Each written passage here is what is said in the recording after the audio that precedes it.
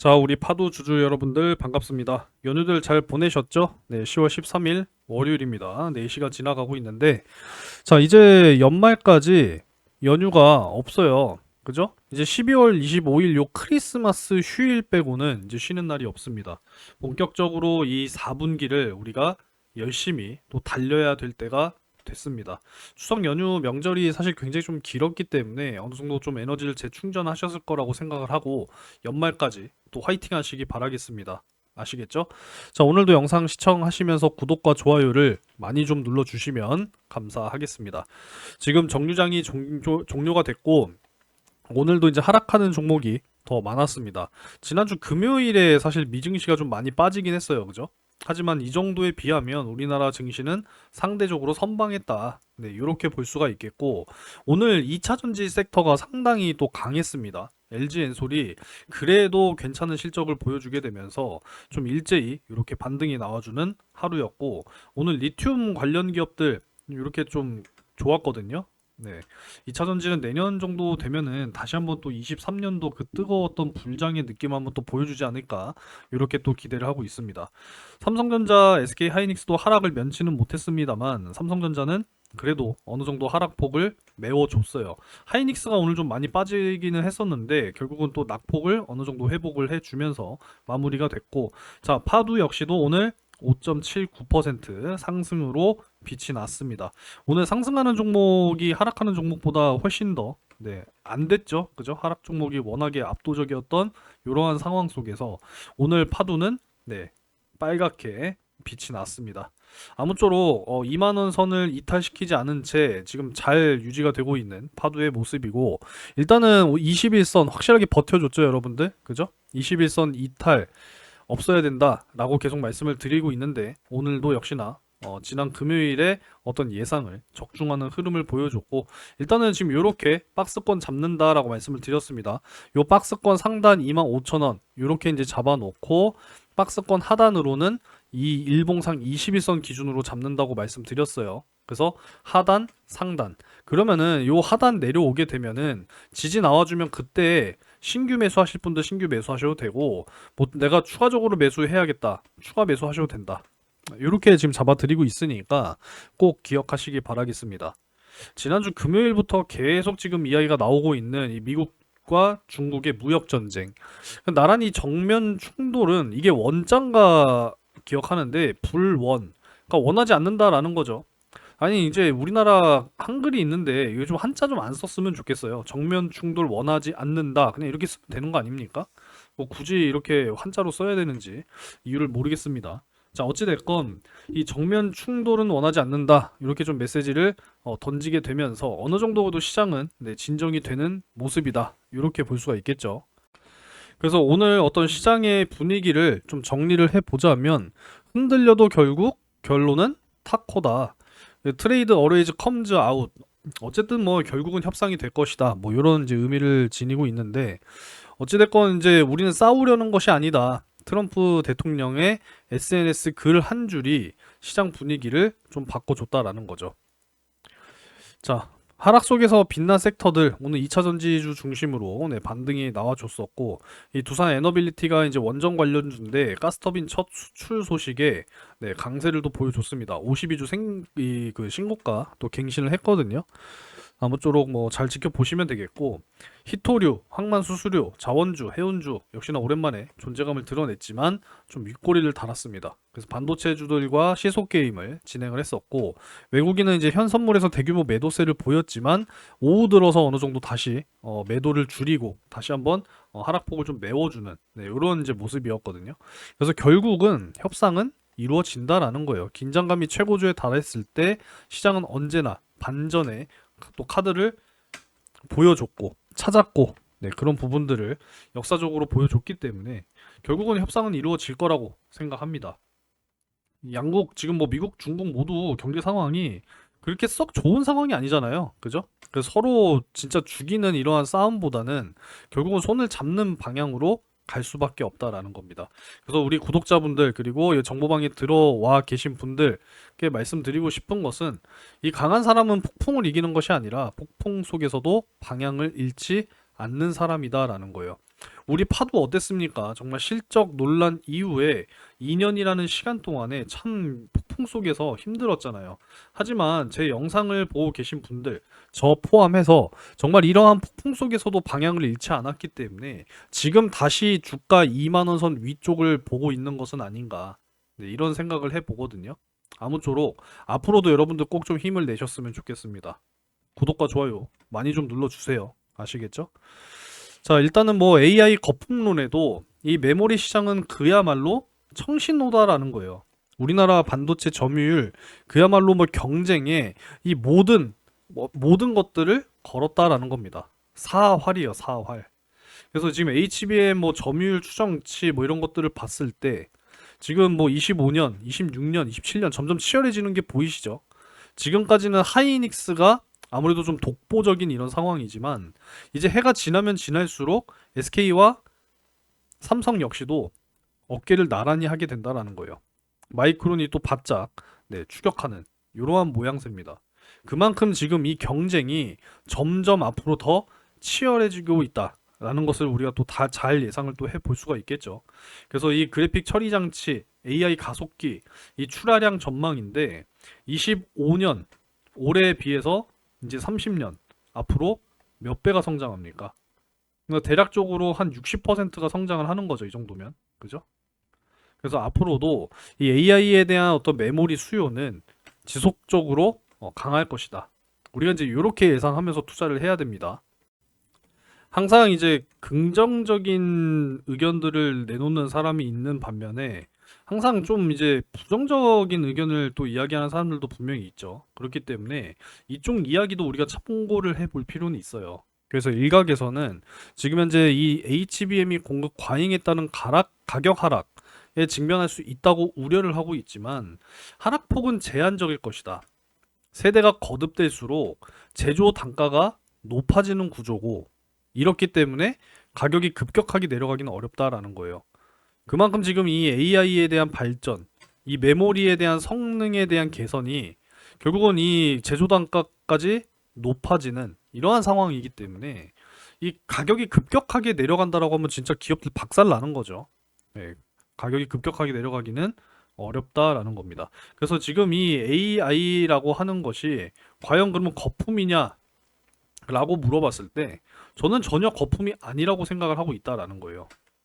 앞으로 모든 산업에 인공지능은 다들 도입이 될 거기 때문에 어떠한 형태로라도 지속적으로 발전할 수밖에 없는 시장이다. 이렇게 보고 있다라는 거죠. 그래서 이제 또 AI가 불붙인 스토리지 전쟁. 지금 뭐 샌디스크 파두, 뭐 낸드 부활의 신호탄, 뭐 이런 이야기가 나왔는데요. 한번 살펴보도록 하겠습니다. 역시나 뭐 AI 데이터 센터 투자 급증에 따라서 엔터프라이즈 SSD 수요는 폭증하고 있다라는 것이고 낸드와 컨트롤러 기술력이 맞물리면서 새 성장 축으로 지금 급부상하고 있다라는 겁니다. 웨스턴 디지털 내부에 이제 이 낸드 플래시를 담당하는 샌디스크와 파두의 컨트롤러가 결합이 돼서 엔터프라이즈 SSD로 거듭나는 것이고 이 ESSD가 AI 데이터 센터로 들어간다라는 거죠. 엄청나게 수요는 폭증을 하고 있다라고 이야기하고 있습니다. 내용을 또 추가적으로 보게 되면 뭐 비슷한 얘기죠. 그동안에 말씀드렸던 모든 내용들. 그죠? 자, 데이터 센터 저장 장치 수요가 지금 엄청나게 폭발하고 있다라는 겁니다. 이러다 보니까 낸드 플래시 SSD 시장이 재평가받고 있고 업황 부진으로 고전했던 낸드 플래시 산업이 특수를 타고 반등하는 모습이다라는 거죠. 그래서 이 저장 장치의 성능이 이 서비스 품질을 결정짓는 핵심 요소로 떠올랐기 때문에 왜? AI 연산이 늘어날수록 데이터 입출력이 급증하니까. 그래서 앞으로 이제 이 서버의 병목 현상을 줄여야 하고, 그러니까 버벅거리는 거라고 생각하시면 돼요. 병목 현상. 전력 효율을 높이기 위한 고성능 기업용 SSD. 투자가 본격화되자 샌디스크와 파도 같은 글로벌 스토리지 강자들이 정말 빠르게 반등하고 있다라는 겁니다. 그래서 파도가 정말 한 달 동안 주가 쉬지 않고 올라오면서 25,000원 선까지 찍었잖아요. 그죠? 네.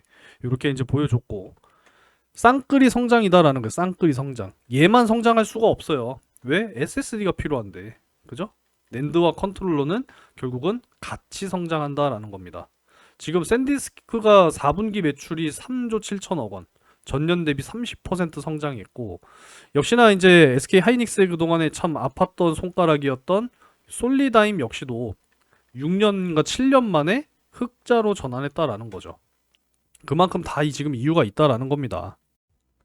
역시 파두도 상반기 매출만 전년도 매출 육박했다라는 거죠. 지난해 435억 원인데 전년 동기 대비 상반기 매출만 429억 원. 이제 하반기 남은 6개월 동안의 실적이 이제 얼마예요? 570억 정도만 해줘도 올해 1000억 매출 달성하는 겁니다. 그죠? 기대를 해보도록 하겠고, 지금 뭐 업계에 따르면 양사는 메타와 엔비디아의 블랙웰 등 주요 AI 데이터 센터에 납품 중인 것으로 알려졌다. 뭐 이거 다 알고 있는 사실이죠. 그죠? 그래서 이 샌디스크도 고성능 낸드 플래시 기반 기업용 SSD를, 파두는 해당 SSD 컨트롤을 공급하면서 핵심 축으로 자리를 잡고 있다라는 겁니다. 그래서 모건 스탠리가 지난번에도 이야기를 했지만 AI 산업 확대로 의해서 낸드 수요가 2029년까지 전체 낸드 생산량의 34%를 차지하고 약 40조 원 규모의 신규 시장이 형성될 것으로 전망했다라는 거죠. 그래서 파두 역시도 비중 확대, 샌디스크 반도체 부문 톱픽으로 지정을 했다라는 겁니다. 앞으로 충분히 기대를 해볼 수가 있다라는 것이고, 이제 5세대와 6세대, 내년부터는 이제 6세대 컨트롤러에 대한 또 이제 수주가 발생이 되면서 매출로 또 인식이 된다라고 한다면 기존 5세대와 함께 더불어서 플러스가 될 것이다라는 거죠. 그래서 확실하게 성장의 핵심 동력이 될 것이다. 뭐 당연한 거 아니겠습니까? 그죠? 그래서 앞으로 얼마나 이 중요한 또 역할을 하게 될 것인지 기대를 해보자라는 겁니다. AI 반도체가 두뇌면 스토리지는 기억 장치다라는 거예요. 이제는 데이터를 얼마나 빠르고 효율적으로 저장할 수 있느냐. 많은 정말 방대한 데이터를 저장을 해놔야 되잖아요. 그리고 우리가 AI에게 물어봤을 때 그 인공지능 소프트웨어가 다 그걸 빠르게 찾아내서 효율적으로 또 답변을 해야 되죠. 그래서 이 연산 속도와 전력 소모를 결정하게 되는데, 이 낸드 플래시의 제조사뿐만 아니라 결국은 SSD 컨트롤러 업체까지, 그러니까 파두의 성장까지도 이끌고 있다라는 거예요. 앞으로도 우리가 충분히 기대를 해볼 수 있다라고 하는 것이고, 올해 한국 성장률이 지금 뭐 1% 미만이다, 뭐 자꾸 이제 우려스러운 그런 이야기들이 많이 나오고 있는 뭐 이런 상황인데, 뭐 대만 같은 경우 지금 이게 사이트가 안 열리는데, 대만 같은 경우에는 5%의 성장률을 보여준다고 합니다. 어마어마하죠. 결국은 뭐 TSMC가 다 하고 있다라는 거죠, 대만에. 그죠? 그래서 이런 부분들 나왔네요. 반도체 대박 대만은 5%대 중반 고성장을 이야기하고 있다라는 겁니다. 결국은 이제 반도체뿐만 아니라 우리나라 뭐 대표적으로는 이제 자동차 뭐 여러 가지들도 있긴 하겠지만은, 결국은 이제 이 부분들이 해줘야 된다라는 것이고, 아직까지 이 관세에 대한 어떤 불확실성 이런 부분들이 있겠습니다만은 결국에 지들이 어쩔 겁니까? 우리나라의 이 기술력이 없이는 지들도 별 수가 없다라는 거예요. 최근에 뭐 인텔 다시 되살리겠다 뭐 이런 이야기들 계속 나오고 있는데, 뭐 지금 한참 뒤쳐졌을 거 아닙니까? 그죠? 하이닉스와 삼성전자가 결코 쫓아오지 못할 위치로 갈 수밖에 없다라고 저는 생각합니다. 지들이 아무리 용을 써봐야 된다 안 된다? 안 된다라는 거죠. 안 된다.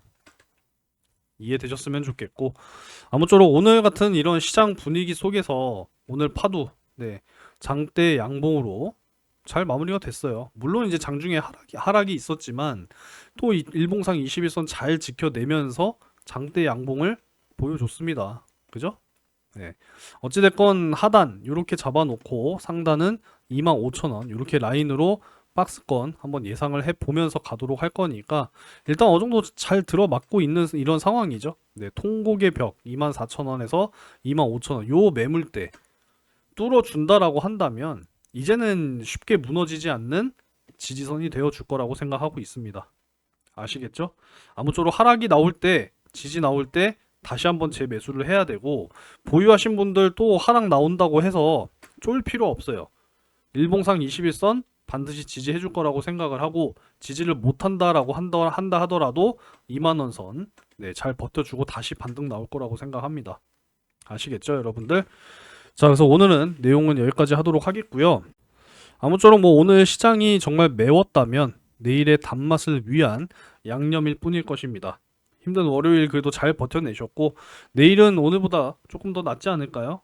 네. 희망을 가지고 마무리해 보도록 하겠습니다.